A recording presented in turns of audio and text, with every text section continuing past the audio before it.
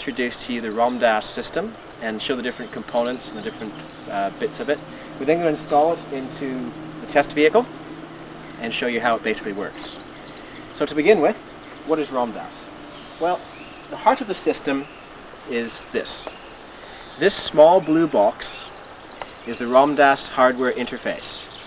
What it does is it connects your notebook computer to the various instruments which we run with the ROMDAS.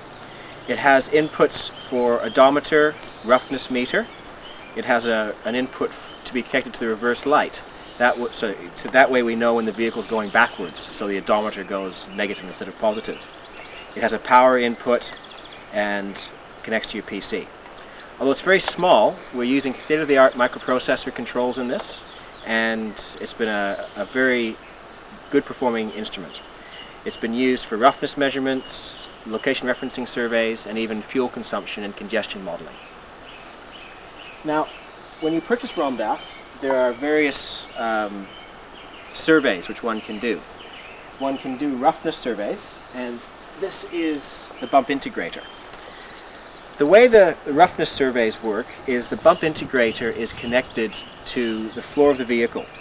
A cable is run from the instrument to the rear axle. As the axle moves relative to the floor, the cable goes in and out. And as a result, we record the number of bumps.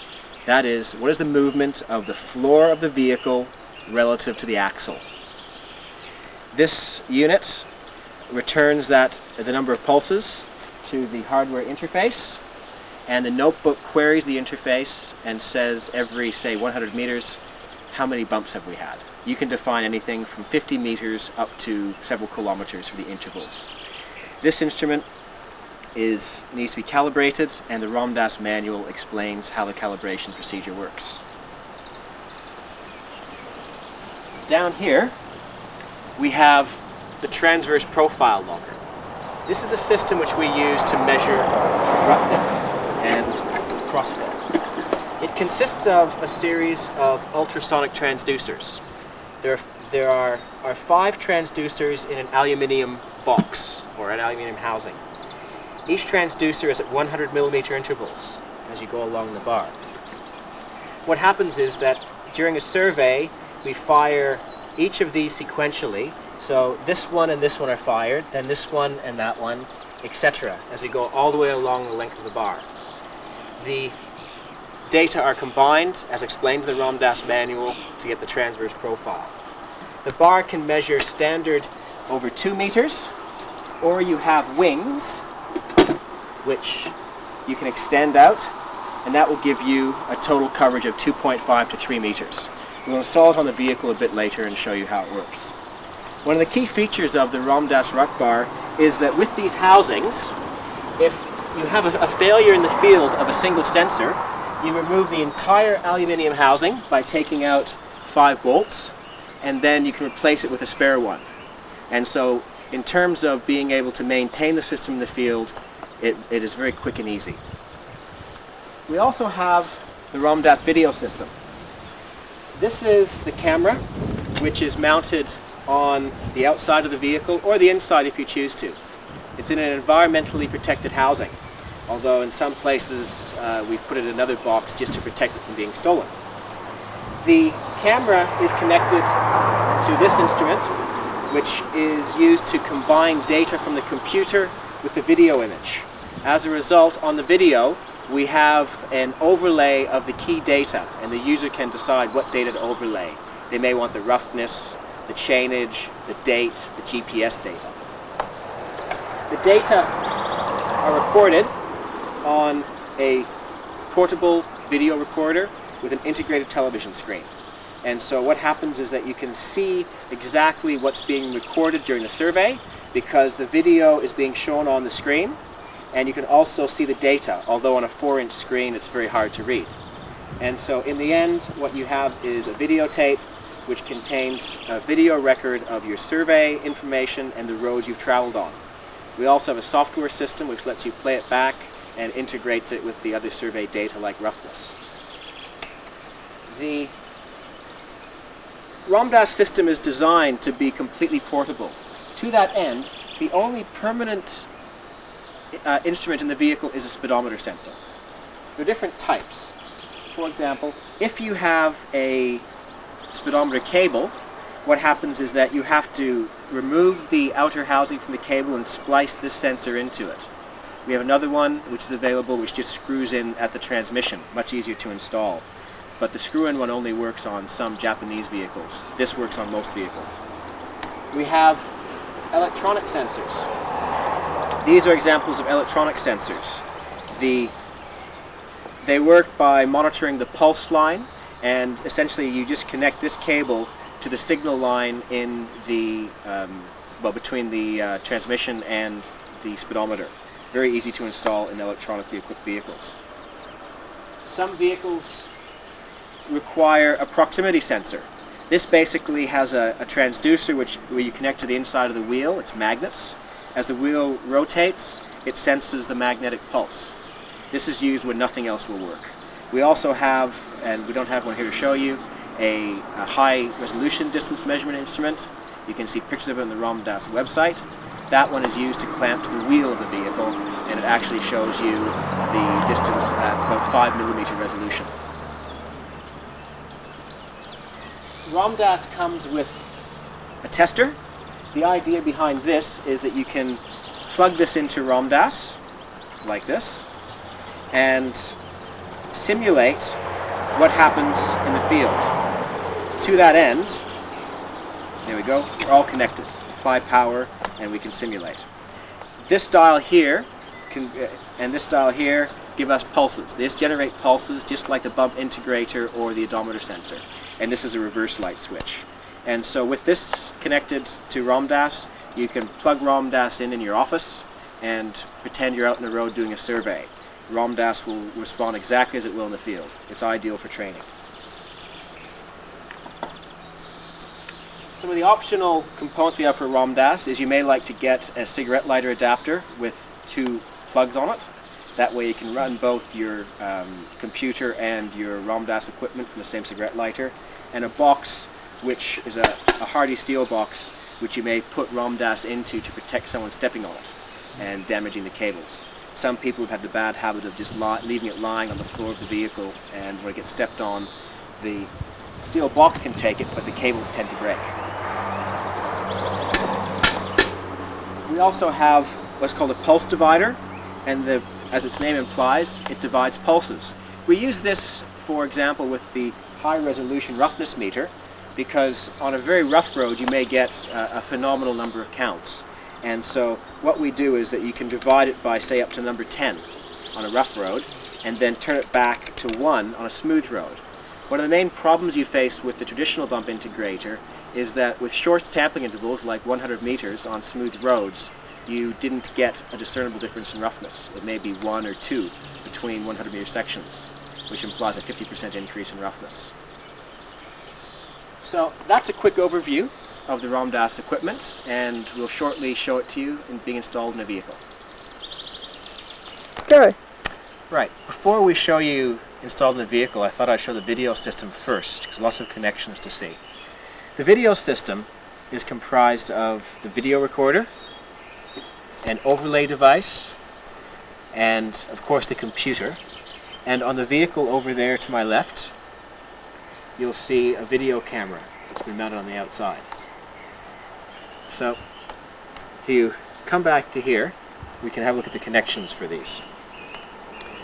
Firstly, what we do is we have a power connection, and the power box has a cigarette lighter adapter, and it then has 2 wires, one of which connects to the VCR, which is a 12-volt battery connection, and a second wire which connects to the overlay device. On the back of the overlay device, you'll see that there is a cable which connects the overlay device to the VCR.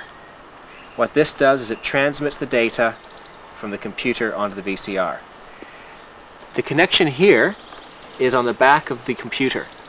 This connects to the VGA output port, and as long as the computer can simultaneously show an image on the screen and on an external monitor, it will work with ROMDAS. The cable is connected to the appropriate port in the overlay device. The overlaying is controlled by this handheld unit. Essentially, what we do is we set up the system, we align the camera, and then by pressing the overlay button, you'll see the data which are on the ROMDAS screen will be superimposed onto the videotape. So this is the basic setup of the ROMDAS video system. Now, the camera system, as I mentioned earlier, can be mounted wherever you like. We've chosen to mount it on the bull bar in the front of the vehicle. However, it's been mounted on the roof of the vehicle through a roof rack system, or it can be mounted inside the vehicle as well if you chose to. The camera has a cable which you would normally have connected, either taped down, and we run it to the inside of the vehicle. For this demonstration, we've just put it in through a window, but if the camera is to be used on a permanent basis, it's often good to put it through a hole, say in the floor, for example. So with this, we'll now move into the vehicle. Right, we're now going to look at the ROMDAS installed in a vehicle. Normally, you install the vehicle using the ROMDAS power switch. This is a very simple box which has an on-off switch and a light-emitting diode to tell you when there's power going to it, and there's a fuse in case it gets blown up. It comes just with a loose cable connection, because you may either install it permanently by connecting it to the battery terminals, or you may want to put in a cigarette plug lighter adapter. That's how we've done it in this vehicle. What we have is we've connected it permanently in the vehicle, and we have a cigarette lighter adapter. And what we do is, to run it, we just plug it into the cigarette lighter. And there's now power coming to the ROMDAS system. The switch itself has been put in the dash, where it's readily accessible by the operator, and they always turn it on after the vehicle starts, not before. The reason for doing that is because you sometimes get voltage spikes coming through when you first start the vehicle. The ROMDAS box, or ROMDAS hardware interface, is this small unit here. What we've done is we've connected the power, which is the red, along with a roughness and odometer meter. This cable here goes out to the computer. We do not advise that the interface be put on the floor of the vehicle. It should be put somewhere else, for example in the dashboard, or in this vehicle we have a console, so we generally just put it in the middle of the vehicle. You can then run the cable to a computer, which may be in the front seat if you only have one operator, meaning the driver, or you may put it in the back seat if you have someone sitting back there. In India, they've installed a small table in the back of the vehicle, so the operator had a place for the camera, the video, and the overlay device, as well as the computer. So, if you want to actually only have one person operating ROMDAS, it works fine. What you would have to do is you generally make a stand which sits vertically here with a platform on it which is angled. And on that platform you would put the computer and the video. So you don't require two people, but it is a bit easier if you have two people for ROMDAS surveys. One of the features of ROMDAS, if there is one operator, is you can use a mouse. And the mouse can control three functions, a 3-button mouse, and that can be start, stop, and some key code events that are entered. So that's the basic setup, and as you can see, it's very quick to install. And after a survey, if you want to remove the system, you just basically undo a few wires, and you can take the box out, with the interface out with you. The advantage of this is that this is the critical component, and if one of them has a problem with it, we can quickly replace it with a spare one, particularly if you carry two in a survey, and they can also take this inside at night in case the car gets stolen. The bump integrator, we're not going to install it right now for you. You basically have to have a hole drilled in the floor of your vehicle. What happens is the cable has a loop on the end of it, and the manual shows you ways of looping it. And the cable is fed through the floor of the vehicle, and on the rear axle we have a hook, and so the end of the cable goes around the hook, and then when it's on that hook it measures the relative movement like that of the floor to the axle. The end of the cable has a connection which you connect to the ROMDAS extension cable which comes with the system, and we recommend that once connected you tape it, otherwise it may come loose. And so the bump integrator comes with an installation kit. You screw the installation kit to the floor of the vehicle, you ensure the hole's in the right place, you install the bump integrator, and then you put the frame over the top of it to protect it from being damaged. Got it. What we'll now show you is how the rut bar installs in the vehicle. The rut bar has two mounts. You can see them right here. What they basically consist of is a steel tube which has some steel support and two brackets. It's been custom made for this Pajero, but the same basic design would work on any vehicle. That's all you need to have for the vehicle permanently. What happens is that, as I'll show you right now, the rut bar is inserted into these tubes. You can see on the back of the rut bar there is a tube which has been welded, and there's a gap at the back of it. You just pick the rut bar up, you insert the tubes into the housing, and it slides down, just like that. The rut bar is now ready for a survey.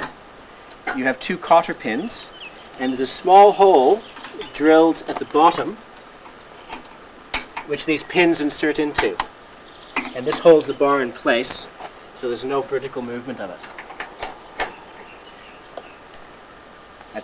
The only connection which you have to the rut bar is a serial cable which goes from the last of the sensors, and that plugs into a cable which you run through the vehicle yourself. Now, if you want to do a survey, you may want to have more than the standard 2-meter width, in which case you would just open up one of these wings. And we'll get a shot around the front of the vehicle to show you what it looks like.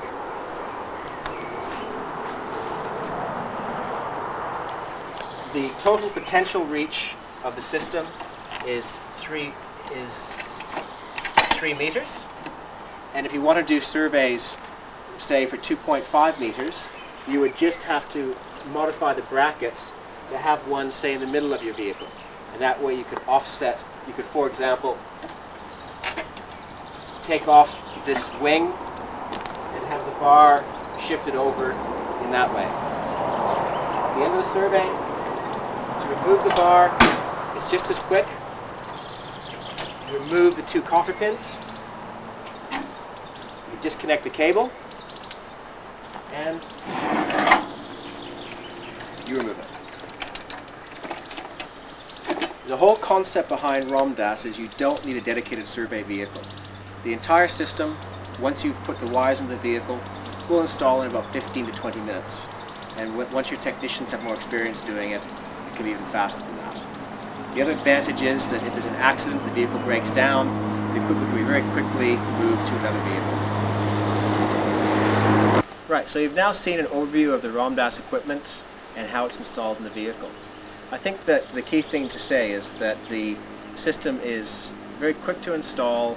It uses components which are small and portable, so if something does go wrong, replacement pieces can be made available and installed very quickly. The hardware interface is a very robust unit. It's not failed yet. We've had good response from the users who have the system. At present, there are over 60 units in, I think, just over 23 countries using ROMDAS. The key thing about ROMDAS is that you don't have a dedicated vehicle. It's a system which gives good performance. I think that if you try it out, you'll be very happy with it.